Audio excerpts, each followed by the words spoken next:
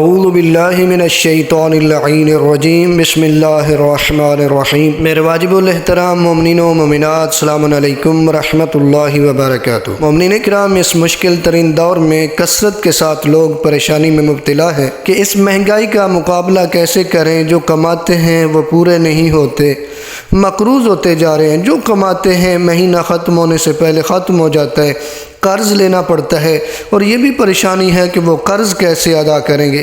یعنی پریشانی ہے کہ اس مشکل دور میں کیا کیا جائے۔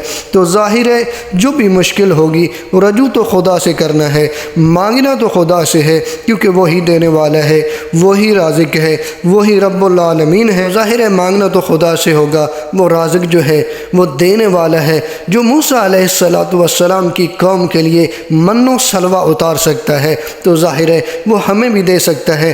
اسی کی طرف ہی رجوع کریں گے۔ ایک بہت ہی مجرب وظیفہ آپ تک پہنچانے کی سعادت حاصل کر رہے ہیں قرآن مجید سے، چونکہ قرآن مجید ہمارے لیے رحمت بھی ہے، ہمارے لیے شفا بھی ہے، ہمارے لیے نصیحت بھی ہے۔ بڑا ہی طاقتور ترین وظیفہ ہے۔ علماء فرماتے ہیں اگر آپ چاہتے ہیں کہ رزق میں برکت ہو، اگر آپ چاہتے ہیں کہ رزق وسیع ہو جائے، اگر آپ چاہتے ہیں کہ رزق سے مالا مال ہو جائے، تو علماء فرماتے ہیں ہر روز نماز صبح کے بعد ہاتھوں کو آسمان کی طرف بلند کریں اور اس آیت کو 10 مرتبہ پڑھیں۔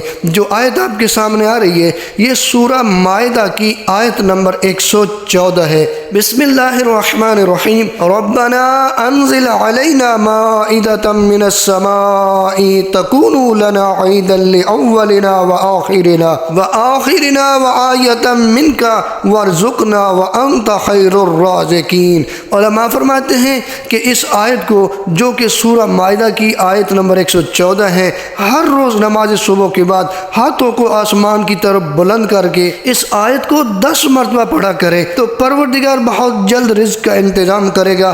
پروردگار آپ کو رزق سے مالا مال کر دے گا، آپ کی مالی مشکلات کو دور فرما دے گا۔